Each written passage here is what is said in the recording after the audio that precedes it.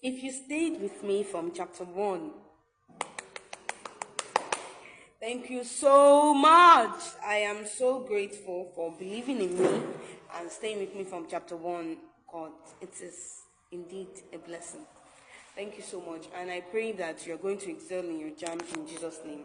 I pray that you will excel, and I pray that all we are doing will not be in vain in Jesus' name. And your other subjects that you've been reading will also come out, and then you will answer them correctly in Jesus' name. Now, chapter 12 is done. You remember that chapter 1 was dusk. And what is dusk? Dusk is like the end of something. Evening, do you understand? Dawn is the new beginning of something. So this is time that Beppo goes to. This is a time for Beppo to go abroad and go and start a new life. But unfortunately, the man did not go and start a new life. Let's find out what happened. So Beppo was built to jet out with Emirates Airline at 10 p.m. on Saturday because I knew that boarding rides might not start until 5 p.m. But then he did not want to make the mistake he made before, where his flight was fixed 10 a.m. but he thought he saw 1 p.m. and then he missed his flight. His wife was even telling him that, hope you saw it this time. And it's like, don't worry, I'm fine. Say, the devil is a liar. My flight is 10 p.m. He said, okay, please don't miss it though. And then the wife was saying, bring something, please don't carry too much load though. But you can bring a goosey, iru, and dry snail. It's not carry too much, but they can bring a goosey. Women there.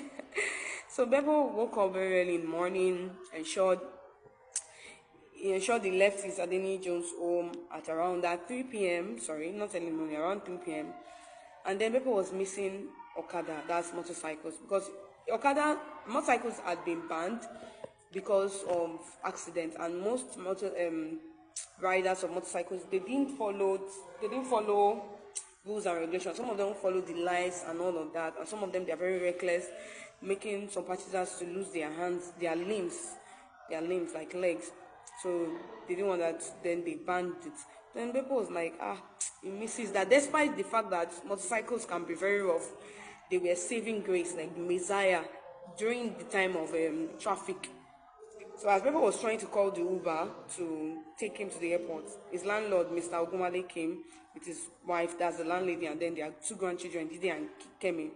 They came to bid Mr. Beppo goodbye. They said, Mr. Beppo, you must be setting out by now.